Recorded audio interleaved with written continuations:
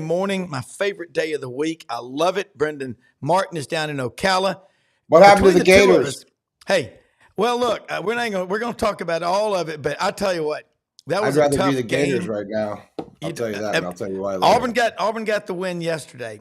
Florida is damn good, and they you could tell fatigue kind of in the last 10 minutes started to catch up. That was a lot of games, 4 games in 4 days. Auburn only having to play 3, but Auburn's pretty good too. Look, No question. No a question. lot to cover today, man. We've got some awesome guests. Tommy Kane from the Queen City over in Charlotte. We're going to talk some ACC and SEC and big picture. Tommy, of course, played at NC State, was a manager there, and knows that conference well. We've got Kevin Scarbinsky coming in a minute, Jeez. U.S. basketball writer, Power Hall pack. of Famer from Birmingham. And then, of course, the Iron Duke, Franz Beard, comes on with us about half past the hour. A lot to cover. Look, it is Monday, March 18th, the day after St. Patrick's Day. So if you're hungover, we're going to cure your hangover. And you might be eating, you know what they might be eating for breakfast right now, Brenden? Some Benton's Smoky Mountain hams and cured bacon. It is delicious. Man, that's good. Yeah, that is good there. I love these people. We're going up there and taking a tour here soon, and now my daughter and son-in-law want to come up there with us to take the tour as well, and we're going to load up on that. If you don't drop ship me some of this bacon, I know we'll be fighting. We absolutely got to do it. Grab your pen and paper. Yeah, pen and paper handy, and smash the subscribe button. Get your brackets. In the bottom right-hand corner, and get your brackets, because we're going to talk about brackets, but we're not going to use that stupid term bracketology that all those shills on ESPN use to drive people to watch certain teams when the committee seeds them. We'll talk about that. Hang on, here we come. Let's go!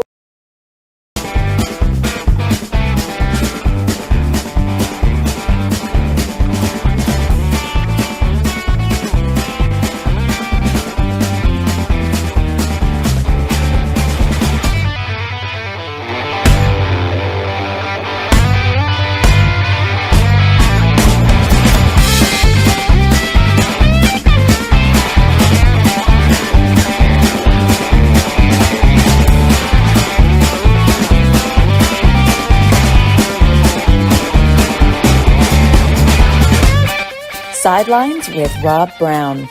Talk sporty to me.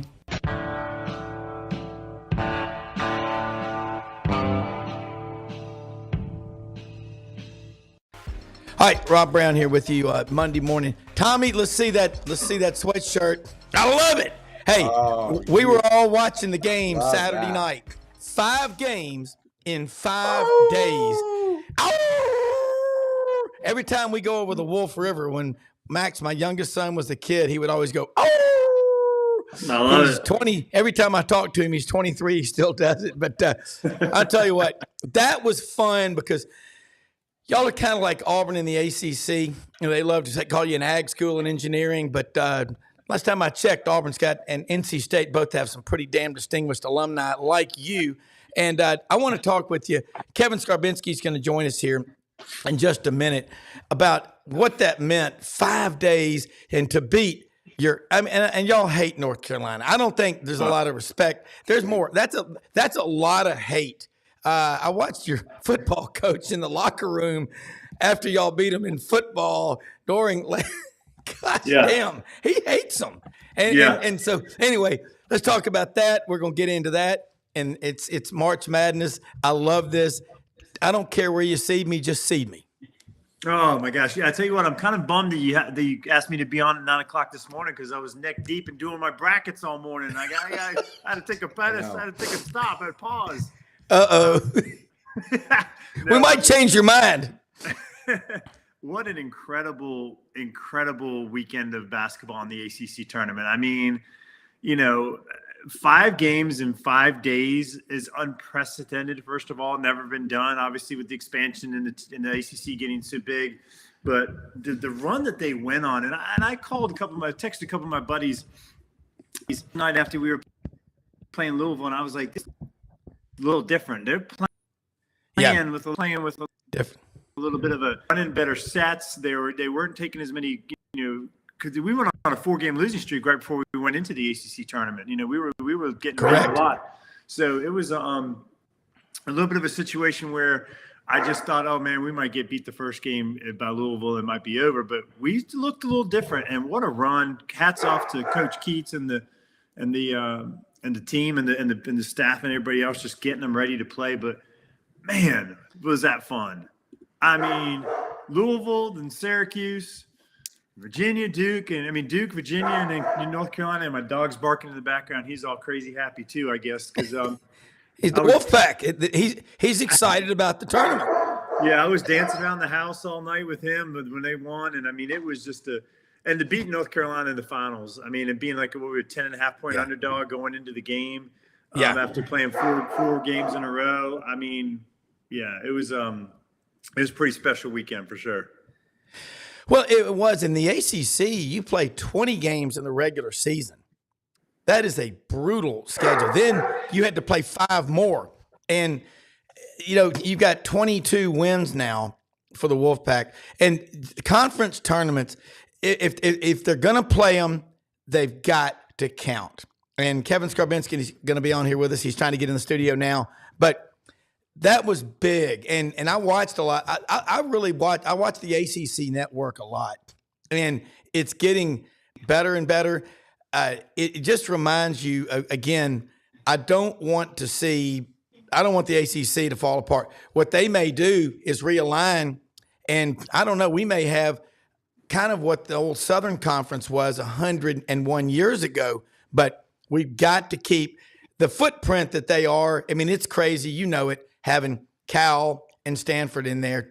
But the original footprint of the ACC is why college basketball, that's what I grew up with, being an SEC guy. But also, you always watched that because they all used to be together back in the Southern Conference anyway. And that's where we may be back. I will not be surprised if we don't do that again.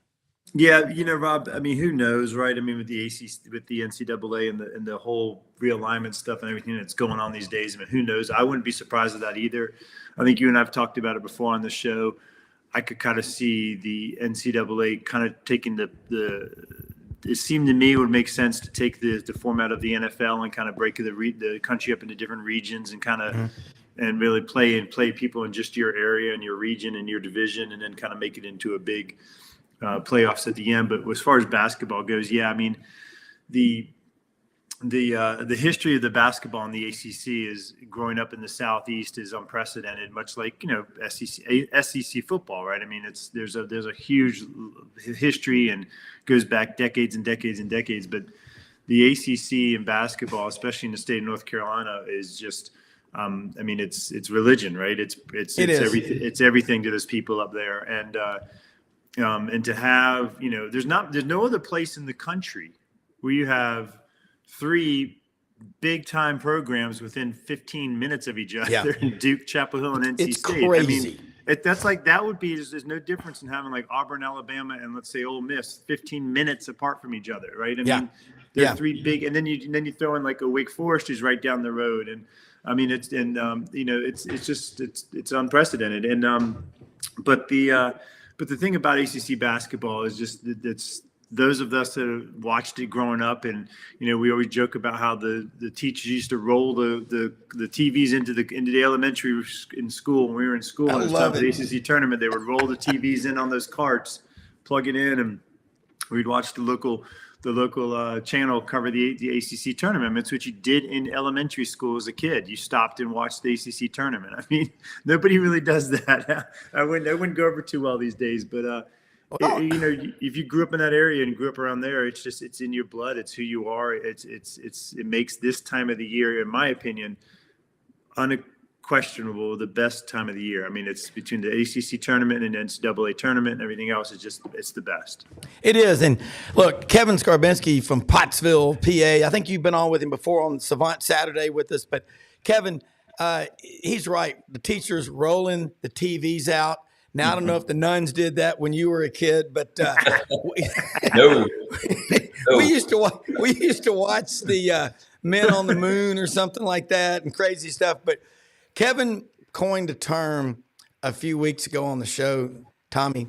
I love it. Hoop heads. I love this, but I do love this time of year. And, you know, you can't watch enough of it because Americans love underdogs. And y'all are old enough to remember the story of Horatio Alger. I mean, that's what draws people to the TVs, but you sure don't like it when your team is the favorite and everybody's pulling against you. But Kevin, jump into this conversation. The king hoop head from Birmingham, the Birmingham lead, and Scarbo knows. He'll tell you about it. Follow him. Follow what Tommy says. These guys are serious basketball hoop heads. Good morning, guys. Good morning. To show you how crazy I am about all this stuff, I actually sat down last night because where teams from the state of Alabama were slotted in the bracket, their first round sites were so interesting that I sat down and I actually calculated the driving distance for every single team in the tournament. And, Alabama has 4 teams. The state has 4 teams in the tournament for the second time only. And it's the second time in 3 years to show you where basketball is in this state. 4 of the top 8 driving distances or the longest trips for fans are the 4 teams from Alabama.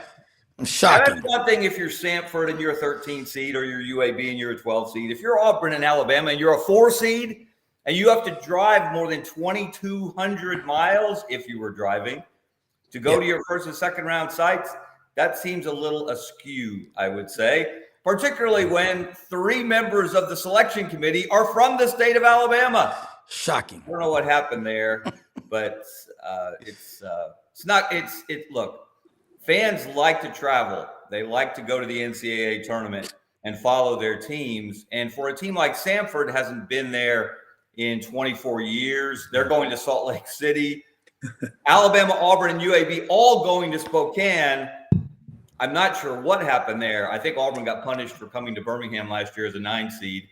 But it's the kind of thing, though, that everybody talks about. We're all wrapped up in. And there will be precious little oxygen for anything else over the next 3 weeks. And that's the way it should be. Yeah. Tommy, I mean, and both of y'all, we're fans. I mean, we're observers. We're media, whatever you call it. But we're not the players and coaches. How important is it that Bruce Pearl turns this and flips it around and uses it as a positive, as an advantage, and doesn't let other people walk through his mind with their dirty ass feet? The committee I'm talking about. I mean, it's look, Bruce Pearl's done an amazing job. There's no doubt about it. I mean, it is what it is, and he's done a great job down there. The committee, I would not want to be on the committee. Let's just put it that way. Like, it's a no-win situation, right? I mean, it's a no-win situation. First of all, you're trying to, the 64 or 68, whatever many teams it is now that go into the thing. It should be they're not the best teams in the country. They're not if you were ranked 1 through 68 in the teams and the rankings in the teams, it's not the best 68 teams in the country to get in because of all the champions from the different tournaments that win their things. And like NC State, I mean, they probably in the top 64 and 68 teams, but there's different teams out there that like just make their way in because they win their bracket tournament. And then then you're eliminating some of the better teams in the country because they can't get in. And I would just not want to be on that selection committee.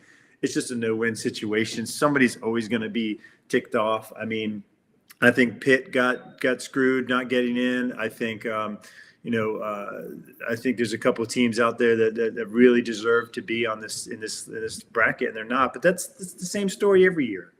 We talk about it for 2 or 3 days, and then once the tournament starts, we forget about them and we keep going on and enjoying the tournament. So that's what happens. Yeah. Yeah, I'm particularly, have a heart for the Cinderellas, the mid-majors, and I hope that the Greg Sankeys of the world do not turn this into, at some point, an all-power conference tournament, because you will cut the heart out of what this event's all about and why. Correct. it just engages so many people across the country, people who don't really follow basketball the rest of the year, don't know a lot about basketball in general, but they get wrapped up in the NCAA tournament, especially this first weekend, because that's when the upsets tend to happen.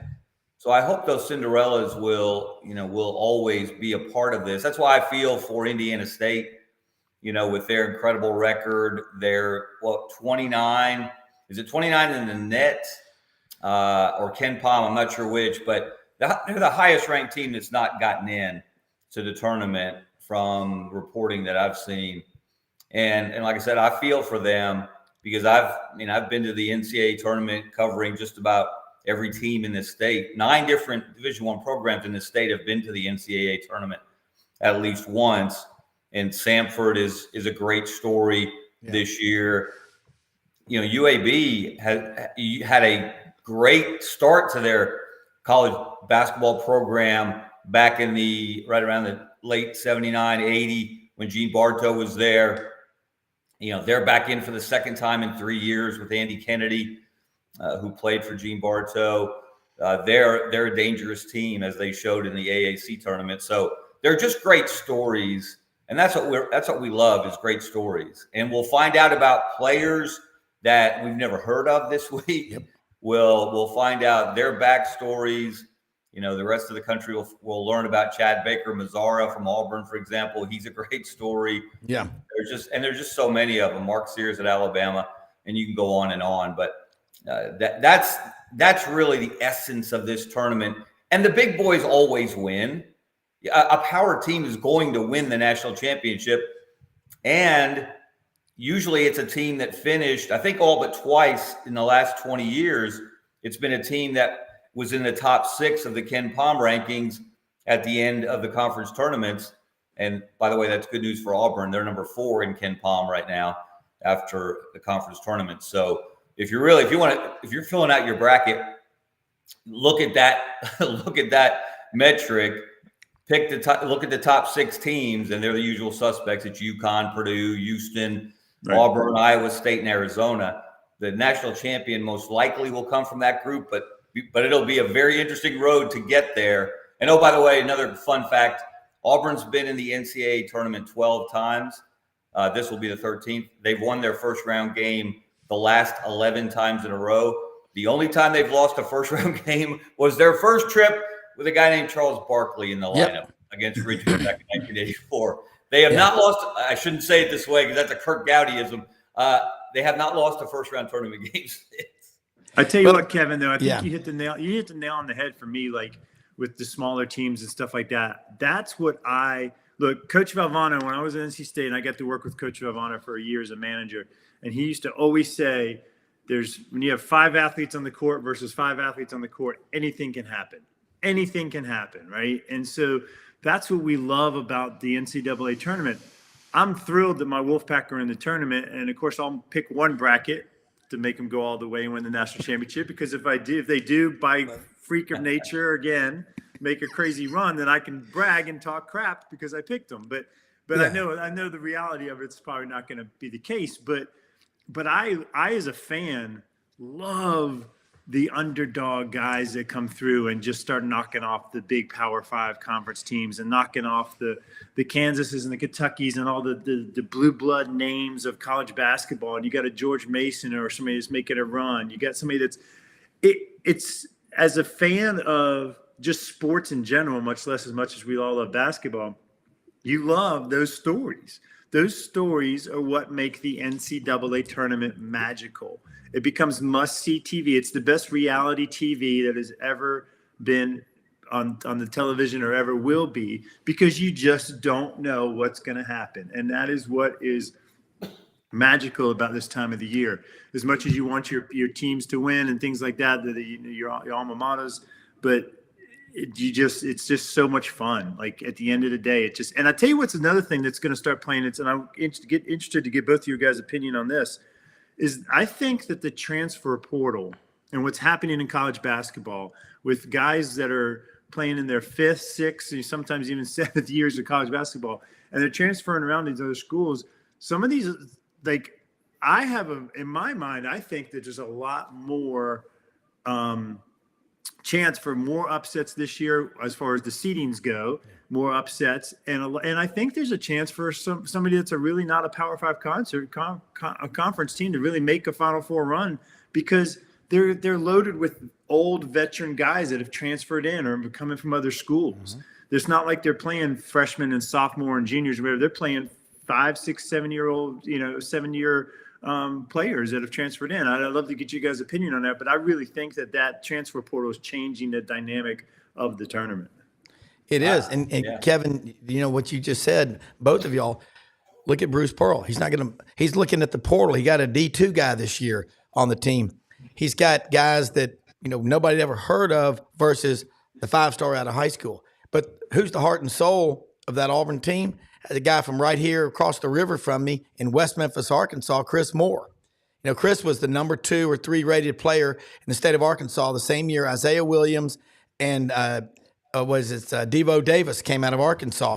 But experience, look at all the older players you've got on that team, like Jalen Williams, like, Chris Moore.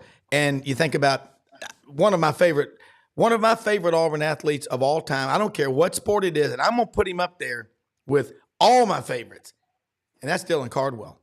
That kid absolutely is what college is all about. Tommy, he gets emotional about he loves Auburn. He's not talking about himself and his stats and everything. He scored 7 points yesterday, but he's a critical player. You're right, Kevin. I didn't mean to cut into you, but wax eloquently. You're onto something, Tommy. Absolutely. And even power conference teams like Auburn, Janai Browne, who has become a grown-ass man in the middle, he came from Morehead State. Yep. And look at last year's Final Four. There was no number 1 seed for the first time in forever. You had San Diego State playing Florida Atlantic in a national semifinal, and we had the first true buzzer beater in NCAA tournament history, where it's win or go. I mean, you make the shot or you make it and move on, and miss it and lose in that semifinal. For those teams, for San Diego State, for Florida Atlantic, out of Conference USA, their last year in Conference USA last year, they beat UAB in the conference tournament final. For those teams to make the Final Four tells you where this is headed, because there are players on every team in this tournament who can just go off. I'll give you a name from when UAB, they're a 12 seed, for example. They're not a 12 seed in terms of their ability. They have a junior college transfer this year named Yaxel Lindeborg, who set the American Conference record. This is UAB's first year of the AAC. A bunch of teams from CUSA, of course, moved over, including Florida Atlantic. UAB won the conference tournament this weekend. Yaxel set the conference record for the regular season and for the tournament in most rebounds. He's one of the most prolific double-double guys in the country. And I guarantee you, most people watching have never heard of him. But he's the kind of guy that can make a national name for himself this week when he gets that opportunity to match up against, those power conference teams, those big name teams. And again, there's just so many of them. And that's what separates this tournament from every other sporting event. And that's why it endures, because it gives us stories like, and I'm so envious, Tommy, that you were around Jim Valvano, that you were, you got to, I get chill bumps just listening to some of his talks, some of his speeches. I watched Survive and Advance the other night. That's one of my pre-tournament rituals every year. And of course, Andy Kennedy signed to play for Jim Valvano out of high school and ended up transferring to UAB. Right. And of course, he has great affection for Jimmy V. And so, as so many people do. So, yeah, this is, I wish it were Thursday. I wish no offense to the teams in the first four. Yeah. They've accomplished something to get there, and I'll be watching there. But really, it's Thursday when it really just grabs everybody. And don't call me. Don't. My wife's gonna have to put the honeydew list goes on hiatus for a few days. So Yeah, Well, Kevin, you just made me change my pick here. I'm sitting there looking at my brackets. I got UAB now. I picked UAB over San Diego State just because of your game talk there. But I had UAB going losing in the first round of San Diego State, but I just changed it for you. There you go. Well, it's interesting. Last year, of course, San Diego State knocked out Alabama, which was the number 1 overall seed in the Sweet 16. Brenden Miller, yeah. With Brenden Miller, who's lighting it up in the NBA now as a rookie. But the UAB, I'm telling you, and Eric Gaines, their point guard, is a transfer from LSU. A lights out athlete, a guy who he was a little too concerned when he got there about creating viral moments. He had a chase down block early in his first season a year ago at UAB, and he got over 1 million social media hits. And he literally spent the next couple of games trying to recreate that, trying to do something else spectacular. And Andy Kennedy it's taken him a while, even really this year to late this year, where he's really kind of become a true floor leader with all that athletic ability he has. But yeah, UAB's a dangerous team. They got a guy from Huntsville named Butta. How do you not like a guy whose nickname is Butta?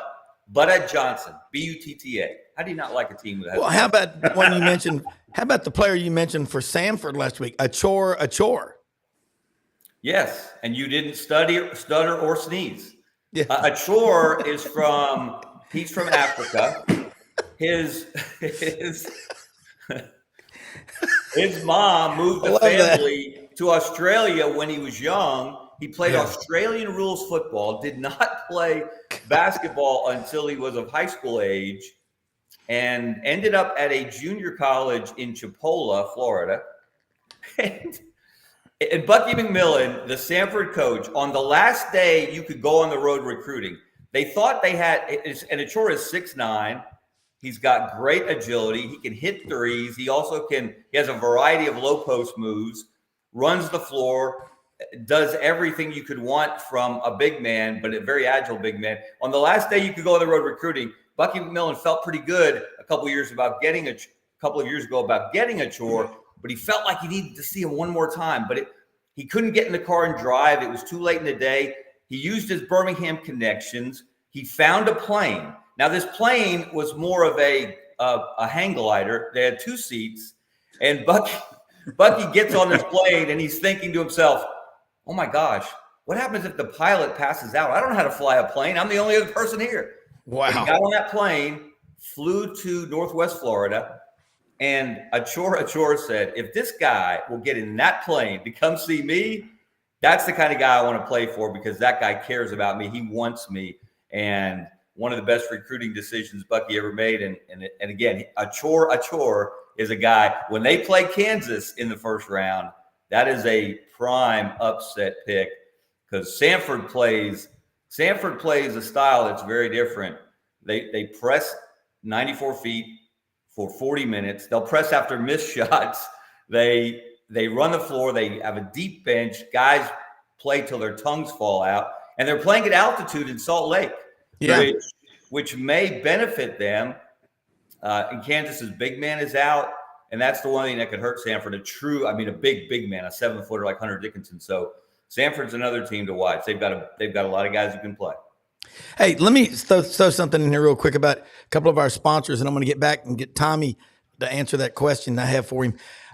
Get out this weekend, Hewlett and Dunn this week. Hewlett and Dunn Boot and Clothing Company on the historic square in Collierville, Tennessee. Was out there again Thursday. Unbelievable selection of clothes. They've got Filson, Barber. They've got these great new shirts, Acres Down South. They've got the SEC schools, the ACC. They've got the Big 12. They're doing more and more of them. Guys are right there, Fayette County, Summerville, Tennessee. Order online, acresdownsouth.com. They've got unbelievable selection out there. A lot of stuff, 50 and 75% off right now. Hewlett and Dunn. Also, the Vitamin Shop, 2 locations, Olive Branch, Oxford, Mississippi. Justin Ross, Matt Price, they own these 2 dealers, these 2 franchises.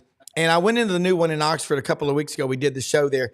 3,800 square feet, unbelievable vitamins. These are supplements, probiotics, post-workout, pre-workout, during your workout. I get the shot blocks. I get the goo. That's what I like for biking, swimming, running, working out. They have people there that know what they're doing, and we are proud to have them as a sponsor. Check all of our sponsors out: Rumble Boxing Gym, ECS House Industries. That's how we do this show. And before we go to Franz, I want to ask you this one. Tommy, I'm the same way as Kevin is. I remember exactly where I was.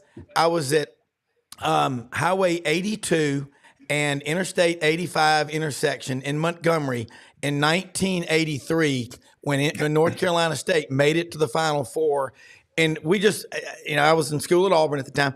It was, you just can't help, like my dad always says, if you don't love the Italians and the Cajuns, because they love life like nobody. I mean, there's just nothing like them. And Jim Valvano, I mean, how could you not? But you talk about someone who exuded confidence, and you got to play. You were a manager on his team, and the day before they play Duke, they're going. It's kind of like the old Mean Joe Green commercial with Coca-Cola.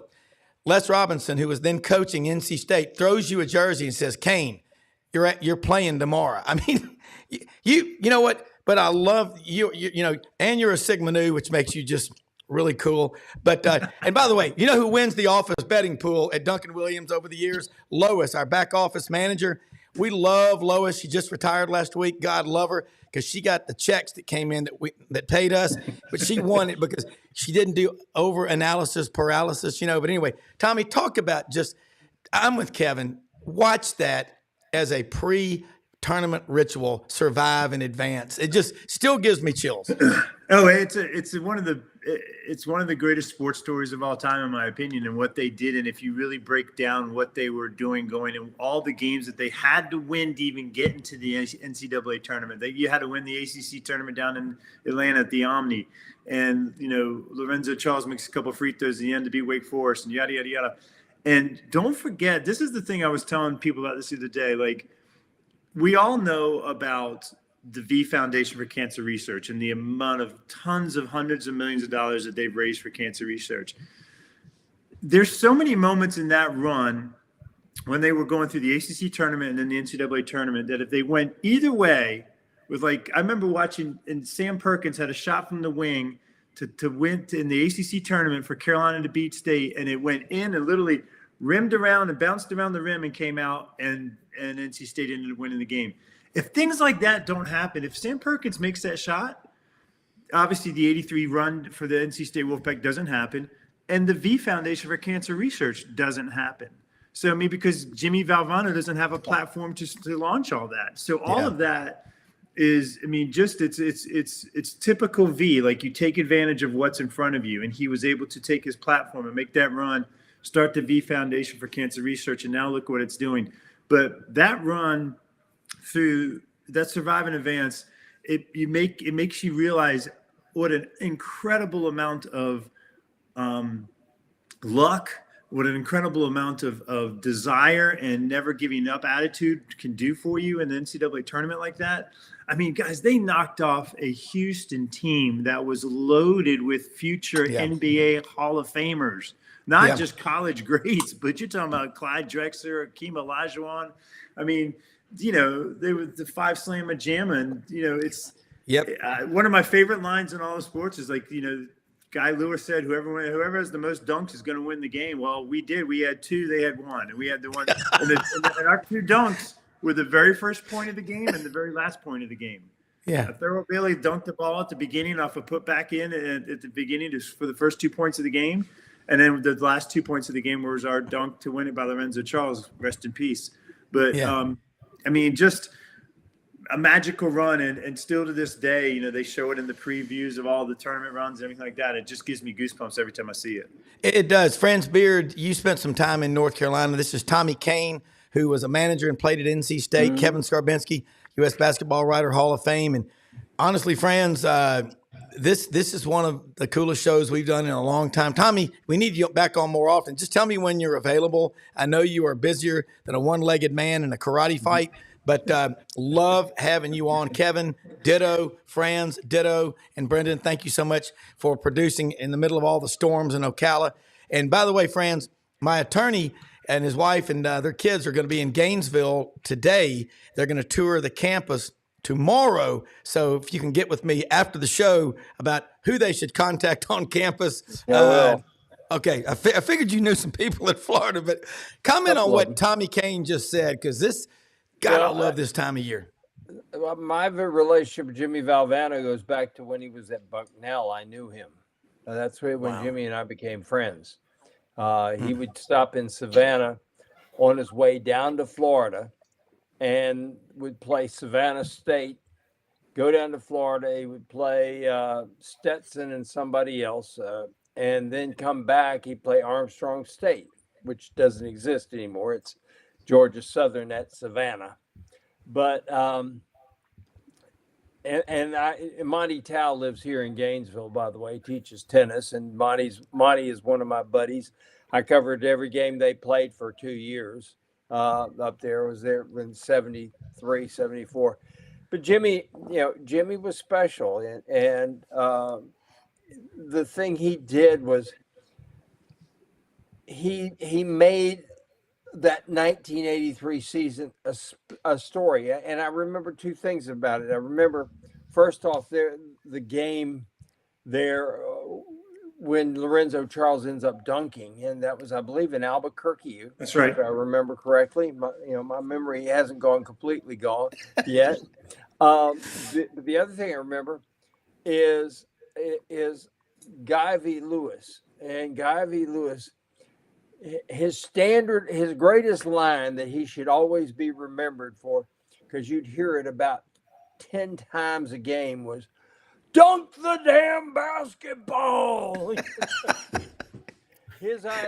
Guy V. Lewis's idea of an outside shot was a dunk. He did, and he had a team of dunkers, let's just say, in 83. And when you think about it, they were 82, 83, 84, 3 straight years they made the Final Four and didn't win it. They lost to North Carolina in the semifinals in 82, and that's when Dean Smith won his first one. And talking about dunking the ball, James Worthy coming down the baseline and dunking over Olajuwon is still one of the greatest dunks of all time, because that was, you just can't imagine the amount of power that went into that.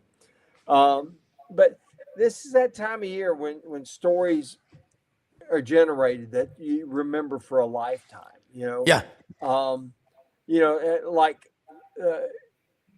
Everybody talks about the Fab Five at Michigan. Well, they lost their first time, but then they lost again. And the reason they lose again is because Chris Webber was too stupid to know that he was out of timeouts, and he calls a timeout and gets a technical foul. Yeah. The most overrated bunch in history is the Fab Five. I can guarantee you that they're legends in their own mind. And the Michigan people, but that's because they're up north and they're frozen up there. Yeah. Michigan. And by the way, I think we got a story brewing right now. I think Alabama is the capital of college basketball right now, because you got Bucky Ball going. You got my buddy Andy Kennedy, AK-47, going up there. And the NCAA, in its infinite wisdom, sends Alabama and Auburn to Spokane, Washington to play, an East Regional game. What the hell is that for? And UAB, friends, they're all in Spokane. 3 different games on Friday. We can't get Alabama and UAB in the same building in basketball, but the NCAA put them, they're not playing each other, but they put them all in Spokane.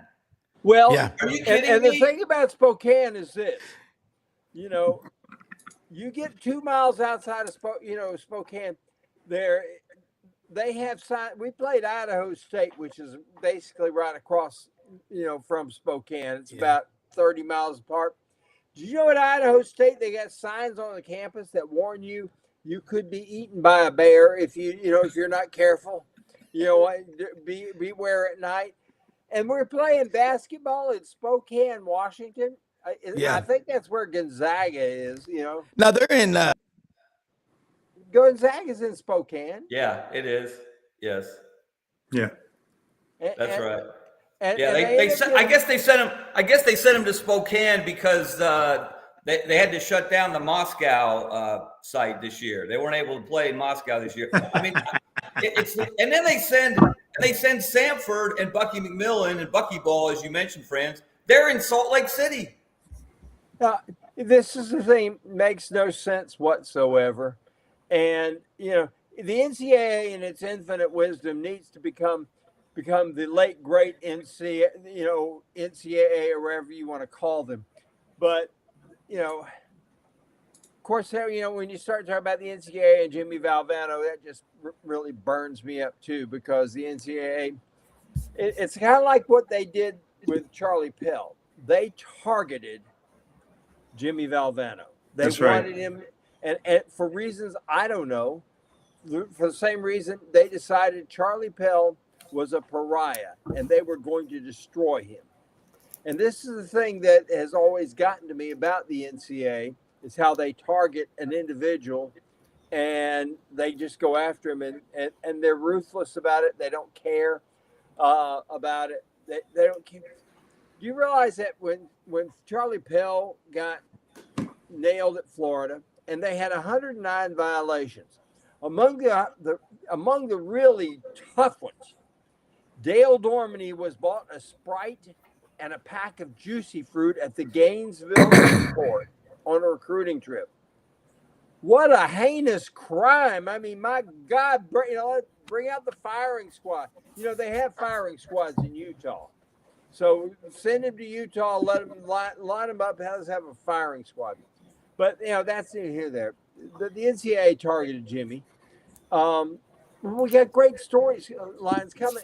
And look at what the NCAA does to kill storylines. Why not? You got all these teams. Why not put them close by so you can get their fans there to the ball game? How many people from Samford are going to be able to travel where they go? How many people from UAB? UAB fights to get 5,000 in its arena, or 6,000 in its arena. How many of those people? You're going to get maybe 400 fans, 500 fans. Why not put it someplace why not be fan centric? And that's my big beef with the NCAA, is why not be fan centric? Why not put people where your own fans? What a concept! Don't forget, Brent. The NCAA stands for no clue at all. So that's the famous Dave Dorn line after they won the football game. It said NCAA stands for no clue at all. Like we talked about this earlier. I don't know. It's a no-win situation being on that selection committee and putting those seeds in whatever. Everybody's always going to have. But I agree with you. Like the more that you can get your fan base involved and your fan base at the games and sell the tickets and do whatever, like that makes all the difference in the world. And it's just unfortunate. So, but it is what it is. And you talk about the NCAA not liking particular coaches. Ask Bruce Pearl about that. Right. I think this is the third time they've been sent out west since he started getting Auburn to the NCAA tournament on a regular basis. And yet I think they started their Final Four run in Salt Lake City. So, you have to deal with the hand you're dealt, obviously. Yeah. And look, the last thing you want to do is give Bruce Pearl added motivation to use with his team, because he is one of the best motivators of any coach I've ever been around. And I'll tell you what, and friends, I appreciate the shout out for the state of Alabama and what's happening in basketball here. And really, you can trace that to Auburn hiring Bruce Pearl. Oh, that lit a fire not only under Auburn, but under Alabama and the rest of the programs in this state. That happened 10 years ago. And since Auburn hired Bruce Pearl, the Division I basketball programs in this state have won 18 conference championships and earned 17 NCAA tournament berths. And that is not a coincidence. Yeah. Because he raised the profile of the sport in this state. Oh, yeah. He took an Auburn team. When he got to Auburn, they had the worst all-time winning percentage in the SEC tournament. He's now won 2 SEC tournament championships. when Auburn had won its entire history. He's won 2 regular season championships at Auburn when they had won 2 before that in their entire history. He's won 4 of the 7 SEC titles they've won since 1933. And he's done that all since 2018. So look out for Auburn. Look out for Auburn with a chip on its shoulder. That is a team that can win the national championship. So let me ask you this. That's the one place that no team from this state, he broke the Final Four barrier before he got here. No team from Alabama had ever been to the Final Four. Auburn broke that glass ceiling in 2019. Now the last step up the ladder is to climb up the last ladder and win the national championship. I think this Auburn team is going to get it done. Let me ask you two then, teams Kevin. from the SEC that can do it, and Auburn's one of them, and Kentucky is the other. And there's no chance for Tennessee. There's no chance for Alabama. Florida had a chance to make a long run beforehand. Longton went down, and it just breaks my heart on that one because he is such a good kid. He really is. Mississippi State, no chance. Texas A&M. The Aggies can make life miserable for somebody, but they won't win at all. The guys, the one thing I hate about the Aggies, they figure out a way to bring you down to their level and make every single game. Bring your razors, bring your straight razors, bring your derringers, bring your billy clubs, bring your brass knucks, because you're going to need them when you play a Buzz Williams team. But I love Buzz. Buzz is fun. Yeah. Well, let me ask you guys this for you Alabama guys. So UAB, let's say they knock off San Diego State in the first round, and then obviously we think Auburn will beat Yale. So then you got UAB and Auburn going at each other. So, and that is a very intriguing possibility for a second round game. Right. And look, Andy Kennedy coached at Ole Miss. He's coached against Bruce Pearl. He has gotten to the Sweet 16 before with Ole Miss. He's 0-1 in the NCAA tournament at UAB. They lost in the first round a couple of years ago to Houston. But I'm telling you that, and you talk about the motivational edge. In this state, UAB feels like it's, and it isn't to a great degree, either looked down upon or overlooked because of the SEC shadow, because of Auburn and Alabama in every sport. And so there is an edge that UAB has there. And Auburn, Bruce really is responsible for this. That Auburn and UAB used to play every year. They used to play the night before the Iron Bowl, actually, here in Birmingham. They played in Birmingham for a long time, and Auburn finally got tired of that and said, especially Cliff Ellis really was the one who said, wait a minute, why are we playing all these games in Birmingham? We should be playing them in Auburn and rotating. So, and Bruce played a couple against UAB before Andy Kennedy got there, but that series has ended. So UAB has a chip on its shoulder where Auburn is concerned, and that could be a really intriguing second round matchup. But I would have to give the edge to Auburn. Again, I think this Auburn team has everything you need to win a national championship.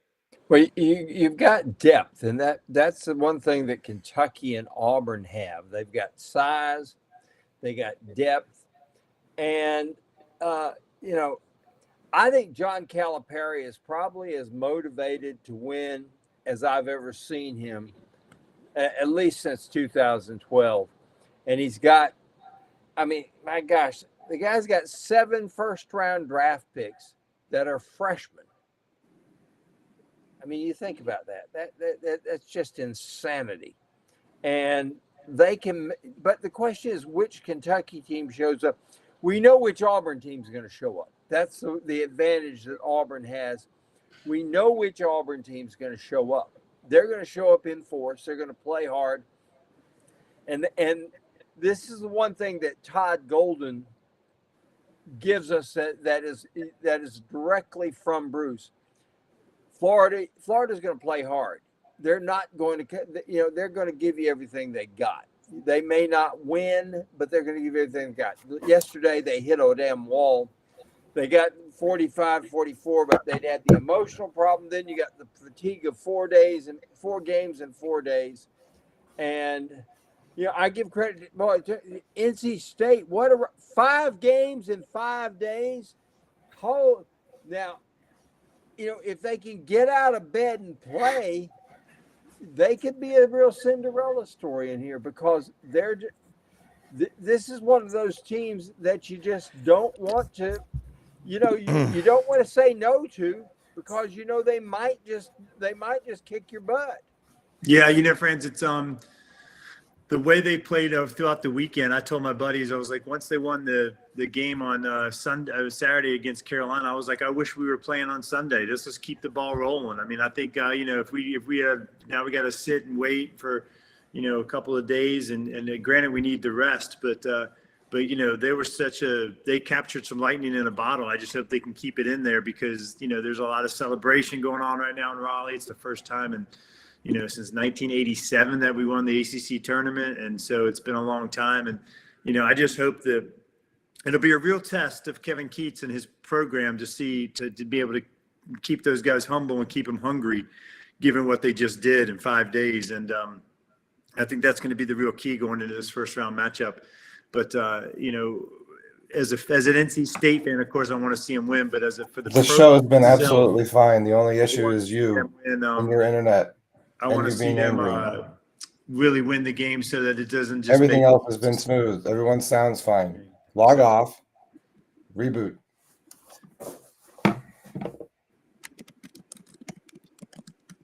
So yeah, so hopefully they'll show up and then give Texas Tech a good run for their money. Well, I think they've got one thing that happened for sure is they saved, they took all that pressure off Kevin Keats. I think Kevin's a good basketball coach, but I understand, at North Carolina State, when you've won a couple of national championships, there's an expectation. Goodness, Everett Case. I used to love Reynolds Coliseum. Was one of my favorite places to be. 12,000 seats and 8,000 of them were in the end zones. That's right. I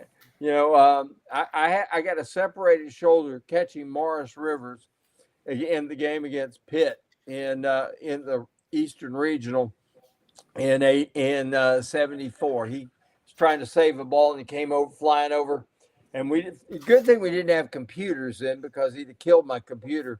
But I had to catch him. I separated my shoulder, and that I remember that. That was the year that Morris Rivers got accused of shoplifting aspirin at a drugstore.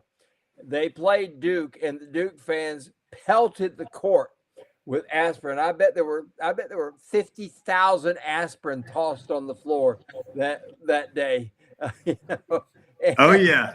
They were Duke was famous for doing that kind of stuff back in the day. Obviously, they can't do it now, but I remember we were when I was with Coach Valvano and I was still a manager with Jimmy V, and we were going to play Duke at Duke, and we had that was during when he was kind of the NCAA, and everybody was kind of cracking down on him and saying, "Oh, the kids were selling sneakers and doing this and that, whatever." And Coach Valvano was in the locker room with us, and I remember him saying, "Now look, these fans are rowdy. They might throw stuff on the court. Do not retaliate. Don't do anything. Just, keep your class, sit on the bench, and just keep your head down." And sure enough, they were like, and now for the visiting Wolfpack from NC State University, to announce the team. And 50,000 pairs of tennis shoes came flying out of the stands, and our mascot, Mr. Wolf, was like in the middle of the court trying to do his thing, and he was getting pelted with shoes and everything else. And they stopped doing that, I think, shortly thereafter. I think it was the next year that they squashed throwing anything on the court like that. But the Duke fans used to bring it when you did that stuff. Yeah. By the way, have you ever seen anything more clever than what the Florida band did? All of a sudden, they lift this thing up, and it is a life-size thing of a goal. Says, the real goal is here. Shoot here. And when guys were taking free throws. And the SEC had just burned me up that they made them they wouldn't let them do it again. I thought that was the most clever thing I have seen in quite some time. I love that. That was so funny. Friends, those guys were the MVP of the SEC tournament In all of the years I've been covering basketball, watching basketball, I've never seen that. That was a brilliant idea. How they got that into the arena past security was another brilliant move on their part. And again, that's where. Why do you take the fun out of the game? Why not let those guys do that every game? But kudos to them. That was a great move. I'll tell you one of my favorite moments I remember when we were playing Clemson at Little John Coliseum, and we're in the tunnel getting ready to run out, all hyped up, getting all pumped up like we always do. And then, you run out to warm up, and the band, no matter what the band was doing, their little pet band would stop in the middle of it and start playing the Looney Tunes theme. And it would just suck the air right out of you. Like you were so pumped up, and then you run out there and they're playing the Looney Tunes cartoon theme as you're warming up. And it was just hilarious. Oh, some good memories. Mr. Wolf. I like Mr. Wolf. I mean, I want to hear from him. I didn't know I never knew what his name was until just now. 2007, Florida. It plays in St. Louis in the regional before they come to Atlanta for the national Final Four, and they're playing Oregon in the final there. And there's a great story. Oregon's coach Ernie Kent at the time. By the way, they have these gorgeous dancing girls, and they have Ernie Kent's daughter, who's like 6'4", and you got all these little pixies that are gorgeous, and then you got this. She looked like Kareem Abdul-Jabbar among them. But Ernie Kent that year had been nailed because somebody up there had been following him because he was allegedly doing these recruiting trips to San Diego. And this guy who follows recruiting and was a writer starts looking, there aren't any good players in San Diego. Why is he doing all these recruiting trips to San Diego? Well, it turned out he was going across the border into Tijuana, and he was shacking up with this Mexican gal across the border. So every place they played that year, as soon as they announced Ernie Kent's name, they played the Mexican hat dance. The Florida band did that too. Ernie Kent. I love it. All right, we got it. I got to ask you this. All of y'all right now, and we can talk about the committee. If you're Bruce Pearl, you just find a way to turn this into a positive and say, hey, look, man, they don't think that you're that good. Okay. What do we need to do? What's our best revenge, if you want to use that term? It's our success. You can't let this stuff own you. But Kevin, you were very active. I tell you, as the night wore on, it was like thunderstorms we get here in the South at night. I mean, Kevin on X was just on a roll. He was just like Henny Youngman out there. One great one-liner after another, just bam, bam, bam. And then he put the airfares from, for fans to go to Spokane to watch Auburn or UAB or Samford. The funny thing is, though, when you watch on TV, they always act like all the fans of you name the school are in either Gainesville or Birmingham or Tuscaloosa or Raleigh. NC State, put it in perspective, just the engineering, the College of Engineering, the Research Park, probably has alumni all over the country. Probably have a bunch of them out in, Washington and Redmond in the Silicon Valley because of what they do with technology and all. But either way, it beats the hell out of riding the Greyhound bus there. Because if you left today, the tournament starts Thursday in Spokane. Is that when they start, Thursday or Friday? Friday. You would get there by Sunday. So, you got to fly. 800. What was the cheapest airfare, Kevin, for, let's say, Auburn, Alabama? For Spokane, for Spokane, it was a little bit under 900. Okay, and that's from Birmingham, correct? Yeah, that's from Birmingham. From Salt Lake City, for Samford fans, it was, I don't know, over 700. Yeah. And those were going fast. Those were, every flight I looked at, 3 seats left. Now, I know sometimes the airlines will do that to make it look like they're driving up demand. But, it's I feel for the fans in this state. I wonder, it's not common for Auburn and Alabama to work together. along with UAB. I wonder if they could get together, the three fan bases somehow could charter a few flights out of Birmingham, because they're all playing in the same place, one after the other on Friday. Who was the old fight referee, Fardy Pacheco? You know, he got a rumble back here in aisle 7. We got a brawl in aisle 10. Oh no, someone pushed the door open. That would be a fun flight to be on. I'll just leave it at that. But Tommy, I know you got to go. But before you go, and Franz, if you and Kevin will stay on a few more minutes, Kevin, let people know, Tommy, how they can follow you and keep up with all your great work. But I'm with Kevin. I want to be on one of those chartered flights with all those fan bases. That is a documentary waiting to be filmed. Oh, there'll be a lot of people. There'll be a lot of people running their GoPros and stuff like that to catch in their phones to get all the video of all the fights going on in the aisle. Right? Yeah, I mean that's like putting NC State and Chapel Hill in the same plane with a bunch of Duke fans too. I mean, God. Well, let me tell you what would happen there. North Carolina State and Carolina fans would join together and say, let's figure out a way to toss them off this damn plane. You got 2 parachutes and 58 Duke fans. Well, 56 of them are going to go. Yeah. Well, I got to be honest with you. Franz. I'd stick around with the Duke fans before I stuck around with the Carolina fans. Really? Woo. Oh, yeah. Yeah, I'm sorry. You know what? Be honest. And this goes back from the time I was in Rocky. I was a sports editor in Rocky Mount, and we had a pretty good little ball player named Phil Ford at that time. Yeah, and in my opinion, still the best point guard that ever played the game.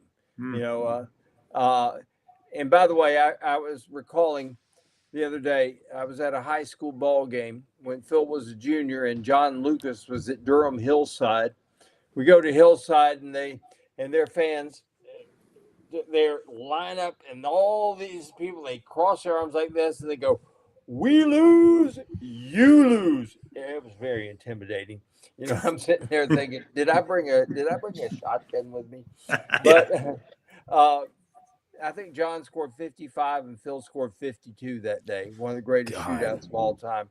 But I remember that because, there was reason, Duke wasn't very good in basketball then, or in football, or in baseball, or really in anything. They were just Duke. But they still were arrogant as hell, and you couldn't stand them, But I love going to Reynolds, and I love Carmichael. This is one of the things of these new arenas. I understand everybody gets bigger arenas and stuff like this, but there was something to be said about so many of these arenas. Now, Auburn's old arena, I got to tell you, it had to go. You'd sit there, the rats would come up, introduce you to their, here's the kids that you left, and Billie Jean and Bobby Sue got married, Remember the old blanket? Remember the blanket in the end zone? Basically, it was like, Mr. Gorbachev, tear down that blanket. Tommy, I know you got to go. I'm trying to keep you on schedule, but let people know how they can keep up with you. This is one of the funnest shows we've ever had, and I checked out a little while. We had technical issues. I don't know what's going on, but I'm about to find out. But unbelievable, and thank you so much for joining us. Oh, of course, Rob. Of course. While you were gone, just so you know, too, we were talking about you the whole time. Yeah. You're talking about basketball. No, I appreciate you having me on. It's always a blast, and this is my favorite time of the year, no doubt about it. I mean, I'll probably spend half of my day today just filling out my 55 million brackets in all my different pools I get in and everything else. But it's a beautiful time of the year. But yeah, thanks for having me. You can follow me. My production company based out of Charlotte is Pack 30 Productions. You can check me out there for video production work, and then my talent work is Tommy Kane-Talent. Follow me on Instagram and look me up on the internet as well for hosting and talent work and things like that. But I appreciate you having me on, Rob. It's always a pleasure. Franz and Kevin, great meeting you guys. Hey, absolutely, Mr. Wolf. Oh, let's go, Wolf Pack. I'm pulling for you. I'll definitely be doing that. Hey. I love it. Go State. That fight song, and Tommy's right about and Kevin said that's what he does as kind of a warm up for the NCAA tournaments to watch Survive and Advance. And I mean, that that's what pulls us into the TV. And we all remember, would you all say kind of the pivotal year was March Madness 1979? It was almost like Kenny Loggins wrote the song for NBC at the time and the tournament. This is it. Make no mistake. They've been using that song forever. Dick Enberg on the calls. I loved Al McGuire. Didn't know him, but loved him. One of my buddies. Yeah, I loved his style. Wore that motorcycle jacket, But Kevin, I'll start with you. Indiana State and Michigan State, that game, Bird and Magic, really just, maybe it's because of our age, but that's what really got us all hooked. Yeah, that's the year I graduated from high school. Magic and Bird in '79, yep. And then you had Jimmy V and that NC State run in '83. Yep. And then in '85, maybe second on the list of upsets when Villanova beat Georgetown and Patrick Ewing in Rupp Arena, shot 70% from the field. And '85, of course, was the first year of the 64-team tournament. Yeah. That's how I tell time, by events like that. And it was 20 years ago. Speaking of great moments in state of Alabama basketball history, 20 years ago, Alabama knocked off number 1 seed Stanford in Seattle.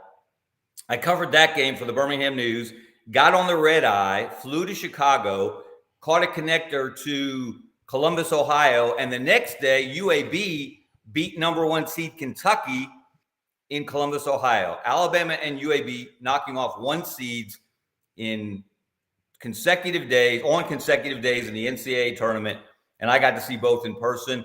85? It's better than that. 1985. That I know where you're going. Yeah, that was a crazy year. And you know something, Kevin, you bring up something that God, I love this. That's so true.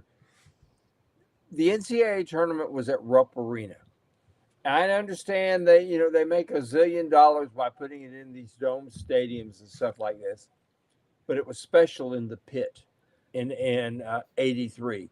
It was special at Rupp, and they've taken this away by putting it in these gigantic arenas like this. I'm sorry, but basketball is not to be played in a football stadium. Basketball is to be played in a basketball arena. There's something special about going to Rupp. There really and truly is. We miss that. We're, thank goodness, at least in this expanded college football playoff, they're going to have home games. And I like that because, goodness, you take something away from it when fans have to go. I love going to another campus and just wandering around and seeing the school, seeing the. I'm a sports junkie. I'm going to go check out their baseball stadium. I'm going to go look at their football field. I'm going to find out everything I can about that campus. That's why I arrived there early. In 2006, I fly into Cincinnati instead of Indianapolis. The difference in the flight was only $600. So I fly to Cincinnati, I rent a car. And the reason I did that was because I got to go to Milan, Indiana. You know who Milan, Indiana is? That's who the show Hoosiers is about. Hickory High School. Hickory is the fictional school, the fictional name for Milan, Indiana. I went to their museum, everything. I still have the T-shirt. It says Milan, 1954. State champions. I wear that thing and people say, "How old were you in 1954?" I said, "I didn't go there. Yeah, I was 3, but I didn't go to there."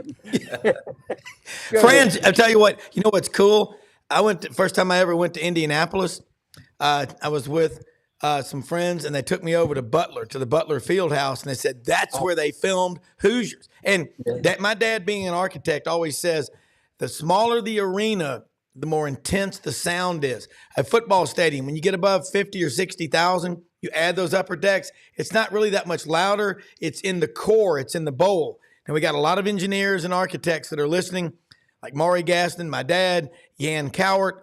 But I'll say this, y'all are right about the intimacy. And I'm like y'all. I was the only kid growing up. Dad did athletic work on campuses all over the country as an architect. I had a Wofford Terriers hoodie. I had all these strange hoodies from different places he'd gone to. But I told you, Kevin, and I got his name wrong the other day. Let me correct it. It wasn't Roy Geiger. It was David Geiger, my dad's friend that was in Osaka, Japan, when they had to finish a facility. They were running out of money, and they said, well, you better figure out something. Being engineers, they treat the word impossible as motivation. He said, well, let's take these air ducts and convey air going upward, and they created an air-supported dome. David Geiger came back to the United States, and then he built the Carrier Dome and the rest of them. And he was a friend of Dad's, but he would go to all these campuses. That's why I'm a savant, I think. But y'all are both right. When you go to these campuses, you just appreciate the cultures. It doesn't matter where you are. I remember hearing Rick Neuheisel at the Saban Legacy Award in May of 22 at the club up on the mountain in Birmingham. He said, I was in Ruston at Louisiana Tech for a game we were doing. He goes, and I was like, you know what? I'm 10 minutes from Grambling.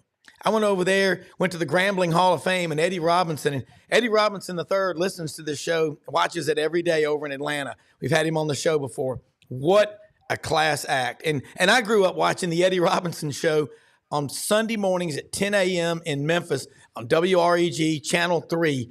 And he used to always say my favorite line about sports in life. Football teaches the lessons of life. You get knocked down, you get up. You get knocked down again, you get back up. But when you quit getting back up, you are done. So, son, get your ass up. Get up. I love it. And that's what I love about sports. And Franz, you and Kevin both are what makes y'all such great guests, and Tommy as well, is y'all think about everything you're saying because you're great writers. I never learned a damn thing in school, and I still don't as an adult today, if I'm an adult, without writing it down first. And so I know we just got a couple of minutes left. I'm going to throw it to Kevin, and I'm going to throw it to Franz. I'll throw it to you first, GatorbaitMedia.com, and then to Kevin, and we'll tag out. But what's the most compelling storyline or two going into this tournament? Kind of a Cliff Note version here in about a minute. Well, I think the compelling line is, can anybody knock off UConn? Because I think UConn it does have, they've got Klinger or whatever, Corporal Klinger at 8'3", and they're in the middle. I'm sure he'll come out with his little dress and everything like that. But I think that UConn, I think the compelling story to me is there anybody out there that can beat UConn? I know that Purdue is going to lose. They always do. Matt Painter is just destined to always be the next Guy V. Lewis, the guy that always should have won but didn't. But I think the question to me is, who is going to be capable of knocking off UConn? Okay. Kevin? I'll tell you who. Auburn in the Sweet 16 in Boston. Look at the path Auburn may have to travel. They've got to go to Spokane. They should beat Yale without too much of a problem. Then they may have to play an in-state, somewhat of a rival in UAB with a chip on its shoulder.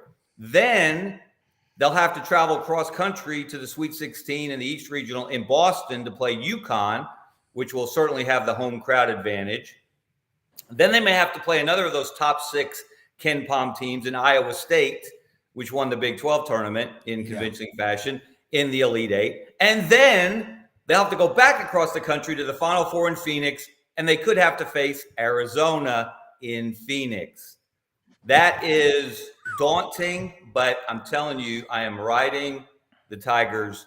I think this is the year the SEC gets its first national championship since Kentucky in 2012.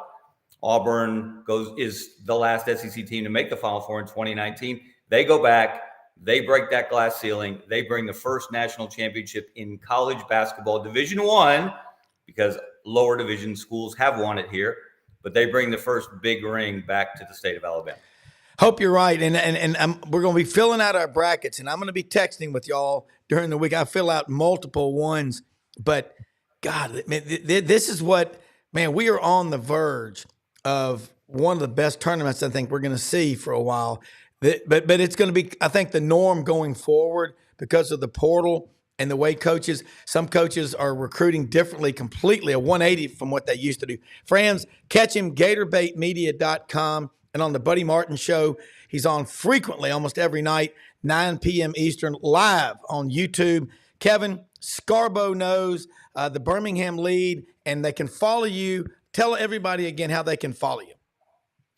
Yeah, best thing to do, just follow me on Twitter /X at Kevin Scarbinsky, and you will keep up with everything that I am writing and doing. And can't wait. Today at the Birmingham Tip-Off Club, we've got a roundtable with 3 former stars from the NCAA tournament. Mo Finley from UAB hit the shot to beat Kentucky in 2004.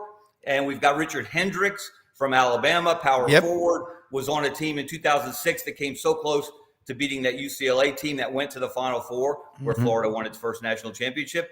And we've got Bart Heitch, who came off the bench as a freshman for Mississippi State in '96 when the Bulldogs with Richard Williams went to the Final Four. So Richard Williams was the basketball coach at Morgantown Junior High School when I played junior high basketball in 1965.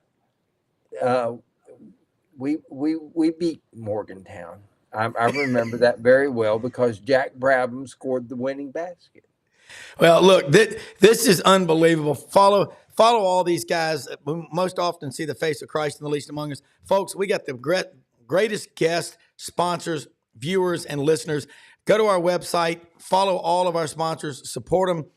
We got a great show in line for tomorrow. Fill out your brackets. Just remember, don't get paralysis by analysis. Great show, everybody. We have the best executive producer on the planet in Brenden Martin. And now I'm going to go try to figure out how this Verizon thing works. We'll see you tomorrow. Good night, everybody.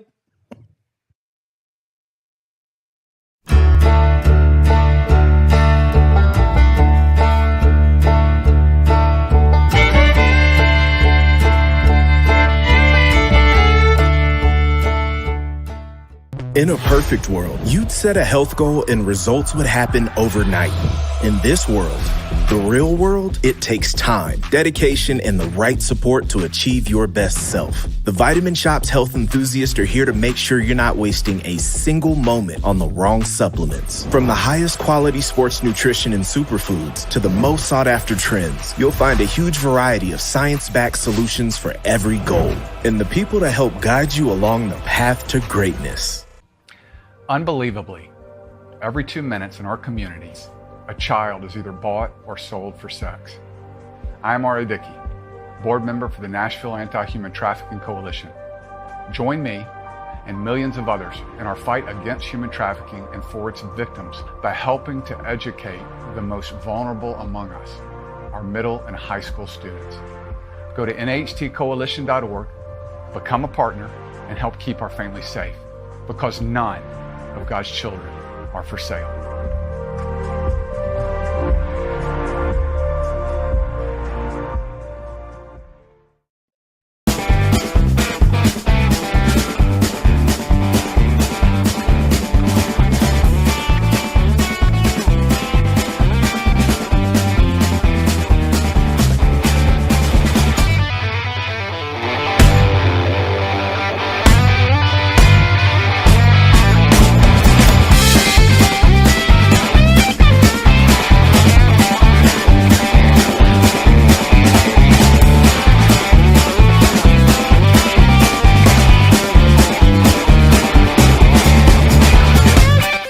Sidelines with Rob Browne.